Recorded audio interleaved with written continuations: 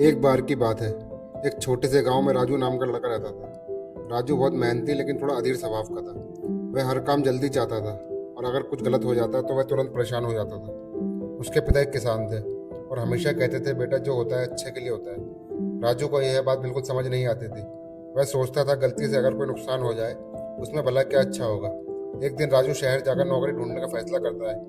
पिता ने आशीर्वाद दिया और वही पुरानी बात दोहराई, जो होता है अच्छे के लिए होता है। राजू मुस्कुराया और बोला, आपकी यह बात तो हर बार सुनता हूँ पर समझ कभी नहीं आती। वह अपना छोटा सा बैग लेकर शहर की ओर निकल पड़ा। रास्ते में जंगल पड़ता था। शाम का समय था, सूरज ढलने वाला था। अचानक उसके पैर में एक कांटा चुभ गया। दर्द से वह जोर से चिल्लाया और बैठ गया। उसे गुस्सा आया, क्या बेवकूफ़ी है, अब यह भी होना था। जैसे तैसे उसने कांटा निकाला और पास के पेड़ के नीचे बैठकर आराम करने लगा। थोड़ी देर में उसे नींद आ गई। रात के बीच में तेज आवाजें सुनाई थी। उसने देखा कुछ डाकू उसके रास्ते से गुजर रहे थे। वे उसी दिशा में जा रहे थे जिधर राजू को जाना था। राजू डर गया। अगर वह कांटा न चुभता तो शायद उसी समय वही रास्ता पार कर रहा होता। डाकू शायद उसे लूट लेते या नुकसान पहुंचाते। उसने राहत की सांस ली। उसके मन में पिता की बात गूंज उठी, जो होता है अच्छे के लिए होता है। अगली सुबह वह फिर चल पड़ा। शहर पहुंचते पहुंचते उसने महसूस किया कि उसका बटुआ रास्ते में गिर गया है। अब उसके पास बस किराए के कुछ सिक्के ही बचे थे। वह बहुत निराश हुआ। अब क्या करूं, सब बर्बाद हो गया। वह बड़बड़ाया।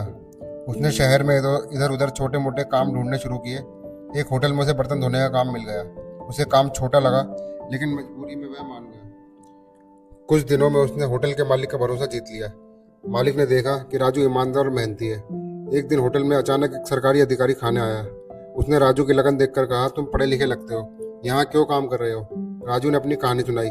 अधिकारी ने मुस्कुराते हुए कहा, मेरे ऑफिस में एक सहायक की जगह खाली है, आओ वहाँ काम करो। राजू की आंखों में खुशी के आंसू आ गए। उसने अगले दिन ऑफिस ज्वाइन कर लिया। वहाँ उसका काम अच्छा चलने लगा। धीरे धीरे वह आगे बढ़ने लगा। कुछ महीनों में उसकी पदोन्नति भी हो गई। उसे एक छोटा सा क्वार्टर और वेतन में बढ़ोतरी मिली। अब उसे अपने जीवन में स्थिरता महसूस होने लगी। एक दिन उसे गांव से खबर मिली कि उसके खेत के पास का इलाका बाढ़ में डूब गया है। वही खेत जो राजू संभालने वाला था। अगर वह गांव में रहता तो सब खो देता। उसने सोचा, अगर मैं गांव में होता तो सब बर्बाद हो जाता। अब धीरे धीरे उसे पिता की बात का अर्थ समझ आने लगा। कुछ समय बाद उसे अपने पिता को शहर बुलाने का अवसर मिला। पिता को देखकर राजू बहुत भावुक हो गया। उसने कहा, पिताजी आपकी बात आज समझ में आ गई। पिता मुस्कुराए, कौन सी बात। राजू बोला, जो होता है अच्छे के लिए होता है। पिता हंस पड़े, अच्छा आप मान गए ना। राजू ने कहा, हाँ अब पूरी तरह से समझ में आ गया। उसने उन सारी घटनाओं को याद किया। रास्ते में कांटा लगना, बटुआ गिरना, होटल का काम, हर एक घटना उसे बुराई लगी थी पर हर बार कुछ अच्छा ही निकला। उसे एहसास हुआ कि जीवन में हर ठोकर हमें किसी बेहतर राह की ओर ले जाती है। उसी दिन उसने ठान लिया कि अब कभी शिकायत नहीं करेगा, चाहे परिस्थिति कैसी भी हो। वह विश्वास रखेगा कि कुछ अच्छा होने वाला है। कुछ वर्षों बाद राजू अपने विभाग का अधिकारी बन गया। अब लोग उसकी मेहनत और शांति से प्रेरणा लेते थे। एक दिन उसने अपने स्टाफ को संबोधित करते हुए कहा, दोस्तों जब कोई मुश्किल आए सोचो यह भी किसी भले कारण से हो रहा है। हमारी नज़र में हार होती है पर समय की नज़र में वह तैयारी होती है। सब कर्मचारी ताली बजाने लगे। राजू मुस्कुराया क्योंकि उसे अपनी यात्रा याद आ रही थी। वह जानता था कि हर दर्द, हर रुकावट एक नई दिशा की शुरुआत होती है। उसी शाम वह घर लौटा और पिता के पास बैठा। उसने कहा, पिताजी अगर वह कांटा न चुभता तो शायद आज मैं यहाँ न होता। पिता ने कहा, हर दर्द अपने साथ एक वरदान लेकर आता है, बस हमें इंतजार करना आना चाहिए। राजू बोला, सही कहा, अब मैं किसी घटना को बुरा नहीं मानता क्योंकि अब मुझे पता है कि हर चीज़ का कोई ना कोई उद्देश्य होता है।